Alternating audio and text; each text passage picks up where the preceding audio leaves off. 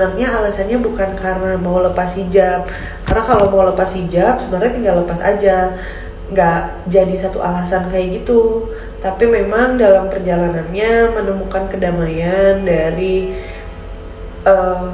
sebenarnya karena dulu mungkin basicnya kuliah di Universitas Katolik kali ya, jadi sedikit banyak belajar bahwa ada cinta kasih yang sangat universal di sana. Jadi sama sekali bukan karena pengen lepas hijab. Aku pakai hijab itu malah dari SMP. Belajar Islam pun dari bukan dari SMP, dari TK. Dari TK aku 12 tahun di yayasan Muhammadiyah gitu ngaji, belajar banyak. Tapi aku menemukan kedamaian di tempat lain. Jadi bukan karena mau lepas hijab. Nyatanya sampai saat ini dari 2013 aku nggak pernah mau lepas hijab. Ya karena menurut aku ya I look good with my hijab. Jadi hijab tuh bukan alasan untuk pindah agama.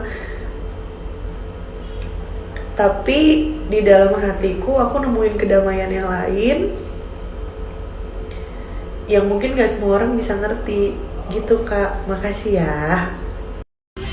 Kalau ditanya apakah ada satu ayat spesifik yang bikin pengen pindah, sebenarnya nggak ada, tapi mempelajari hampir keseluruhannya yang kemudian akhirnya bikin jatuh cinta sama kedamaiannya. Nah tapi kalau ditanya ada satu ayat favorit atau enggak, ada. Ayat favorit aku itu Mazmur 23 yang bilang kalau Tuhan adalah gembalaku, takkan kekurangan aku, Ia membaringkan aku di padang rumput yang hijau. Ia membimbing aku ke air yang tenang. Ia menyegarkan jiwaku. Ia menuntun aku di jalan yang benar oleh karena namanya. Itu. Nah, kalau ini pendapatnya sama banget. Karena aku mulai jatuh cinta itu 2013. Terus 2017 aku nikah sama muslim.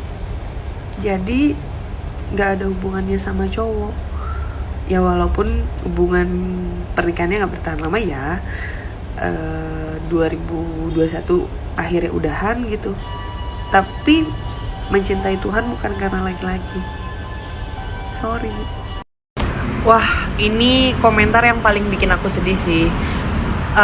Aku di kantor yang sekarang itu baru dari tahun lalu. Terus aku jatuh cinta sama ajaran Kristus itu dari 2013. Jadi nggak ada hubungannya sama teman-teman pengacara aku yang Kristen. Terus perlu diketahui lagi, abang-abangku di kantor pengacara itu tidak ada satupun yang pernah mengajari aku soal Alkitab.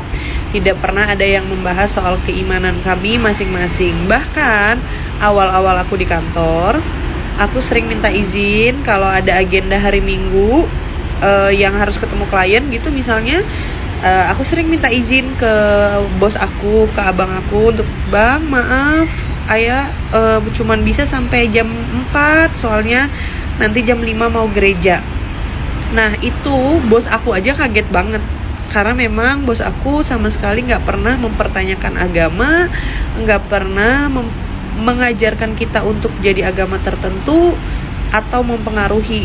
Jadi aku sangat sedih kalau misalnya lingkungan kantor aku sesama pengacara dibilang sebagai faktor aku untuk memutuskan mencoba ketekumen kemarin. Gitu. Bukan takut lagi sih, takut banget sebenarnya. Soalnya ternyata perjalanan iman seseorang itu bisa jadi bahan penghakiman buat orang lain. Ya padahal mungkin pengalaman hidup setiap orang kan beda ya. Jadi harusnya hal-hal mengenai iman seseorang, apa yang dia yakini, apa yang dia percaya, harusnya gak jadi masalah. Bahkan sebenarnya kalau hate comment itu nggak terlalu jadi masalah sih buat aku, karena ya udah gitu. Tapi aku bahkan nemuin sepupu-sepupu aku, saudara-saudara aku itu ngasih hard comment bahwa langsung bilang tidak ada keluarga kita yang murtad. Wow, it's sickening somehow, karena ya kenapa? Kalau ada saudara kalian atau teman kalian atau mungkin stranger kayak aku yang memilih perjalanan yang berbeda. Tapi makasih ya semangatnya. Aku gak dengerin orang kok. Aku selalu semangat sama pilihan aku sendiri. God bless you too. Halo kak, aku mau jawab pertanyaan kakak.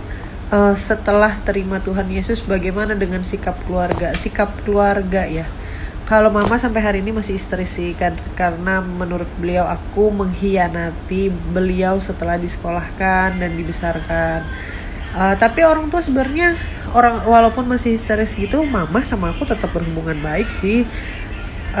Tetap saling sayang, tetap setiap hari saling telepon, bertanya kabar. Nah, tapi kalau papa dia lebih santai. Papa selalu bilang bahwa agamamu pilihanmu, papa nggak ngelarang. Sejauh ini sih sebenarnya hubungan sama orang tua baik-baik aja. Hanya saja mungkin kalau keluarga besar sampai ada yang ngechat kayak gini, tidak ada satupun keluarga kita yang murtad kayak gitu. Kayak ya ada aja sih orang-orang yang nggak ngerti sama perjalanan hidup orang gitu. Tapi nggak apa-apa.